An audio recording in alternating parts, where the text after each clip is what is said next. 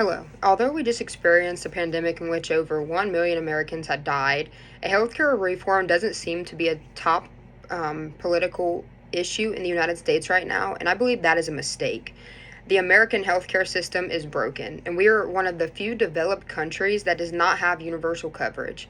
And I got that information from the New York Times, written by Aaron Carnell. It was a very interesting article, and I would definitely recommend looking into that if you're interested in this topic. I'm Morgan Allen, and I have decided to discuss why healthcare should be free for all. So, lack of healthcare resources can turn into an overall negative, healthy lifestyle because some cannot access the overall things that are needed to live a healthy life. Although this is something I have never personally experienced, I have seen others experience this around me, whether that's on TV, family, friends. So, healthcare is the improvement of health via prevention, diagnostics, treatment, cure of diseases, illnesses, injury, and other physical and mental impairments in people.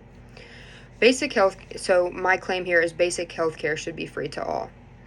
So, the right for health for all people means that everyone should have access to healthcare services they need, when and where they need them. So, without suffering financial hardship, no one should get sick and just die because they are poor or because they cannot access the health services that are needed to treat them. And that is from the World Health Organization. So, one of the largest websites and one of the most official website that you can get this information from. So furthermore, when the citizens of the country are healthy, they are more productive. Some advocates believe that free healthcare would positively impact the economy of the country. And that is from Cybrid Medical Practices, another top branch website that discusses all of these needs and that are trying to make a change right now. So, if the one, like, if people have the opportunity to go get their overall health examined or they have something going on, they're going to feel more safe and productive to go out and do certain things for the environment, which helps overall around the world.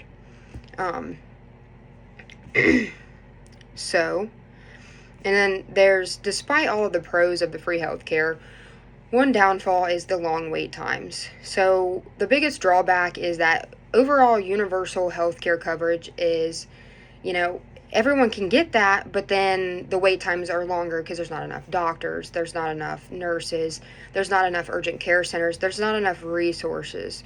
So the wait times will increasingly get longer. Although that is one of the downfalls of it, overall, in the end, if you think of all the pros and all the cons, that's just a little thing that we just have to get over. And I believe that it is possible if we all work together.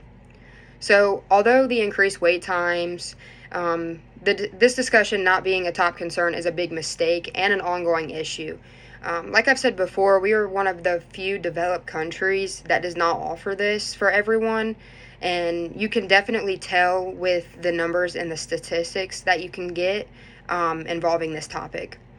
So, without even knowing, people die every day because of lack of healthcare needs. So, given the resources needed, Americans can be more productive and access more things. Annual health checks for cancers and overall statuses that some do not even know they have because they cannot access this. So, to get involved about this topic, one of the main things that you can do and ask yourself, if this was you going through it, would you want others to advocate for you? So you can review the things that I've discussed, and then finally, once you're positive on everything that you've discussed and you agree with it or disagree, you can write or call your elected officials. Writing is probably the most beneficial because, you write it in, they can pass it along, and it's always going to be there. Other than a phone call, they don't always comprehend or take in all the messages given. So something to think about is more than 100 million Americans cannot afford health care, according to CBS News. So you think 100 million is a lot. If you think about all of our generation and our overall population total in just the United States, 100 million of us someone just that you're walking down the street does not have that.